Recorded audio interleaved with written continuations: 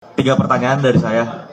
Pertama, soal isu reshuffle nih Pak, yang disampaikan oleh Pak Presiden pada tempo hari lalu, bahwa memang Pak Presiden ini akan ada menteri-menterinya, jika menteri-menterinya tak seirama dengan berjalan dengan dia bakal keluarkan, karena memang itu tidak mementingkan rakyat menurut beliau. Nah, pendapat Pak Balilis sebagai menteri Pak Presiden ini seperti apa Pak?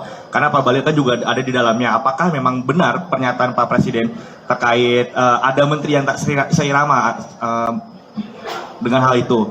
Lalu pertanyaan kedua Pak, soal pemotongan anggaran nih Pak, 70% di kementerian-kementerian. Nah, Pak Balil menilai itu seperti apa Pak? Karena adanya pemangkasan anggaran 70% itu. Lalu yang ketiga Pak, soal isu anggaran IKN diblokir Pak.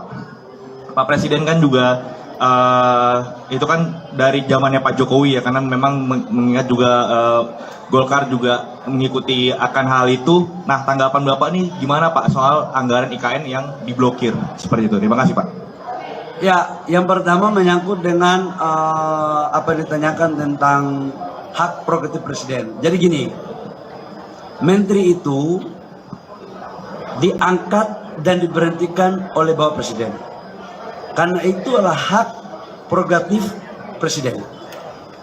Jadi semuanya diserahkan kepada Bapak Presiden. Jangan kita mengomentari atau bertindak melampaui batas kewenangan. Karena itu kewenangan mutlak Bapak Presiden. Itu satu.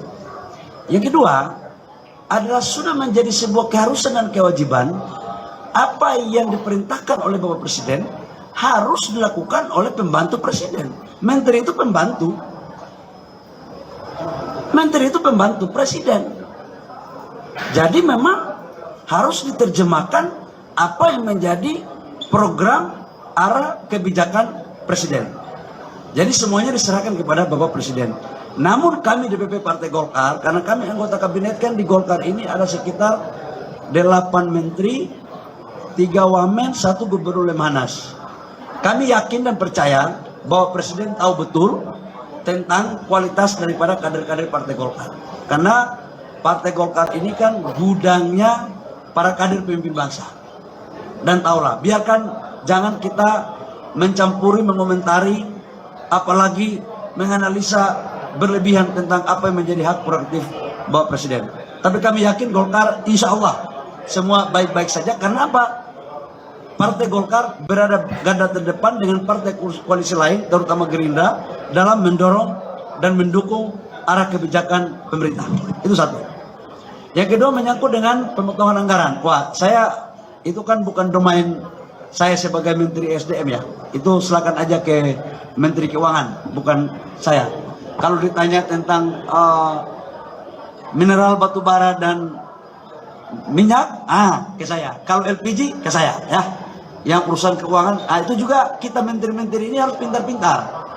Jangan mengomentari atau seolah-olah mengetahui secara dalam terhadap tupoksi kementerian lain. Kalau saya nggak bisa mengomentari itu terlalu dalam. Namun, apapun kebijakan yang diputuskan oleh pemerintah dalam hal ini Presiden, wajib menterinya ikut. Nggak boleh nggak ikut.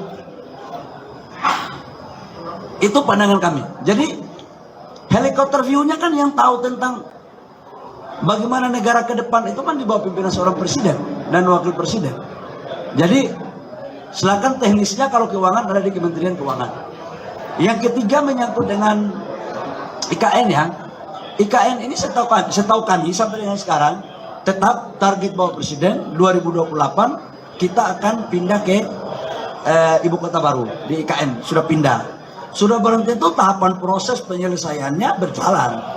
Nah, strategi penyelesaiannya seperti apa? Itu di Kementerian PU. Jadi kami nggak bisa juga kalau mendalami, jangan merasa seperti karena ketum partai semua yang ngerti, nggak juga, ya, gitu. Ayo, Pak Wakil Ketua Umum Bidang Kepartaian,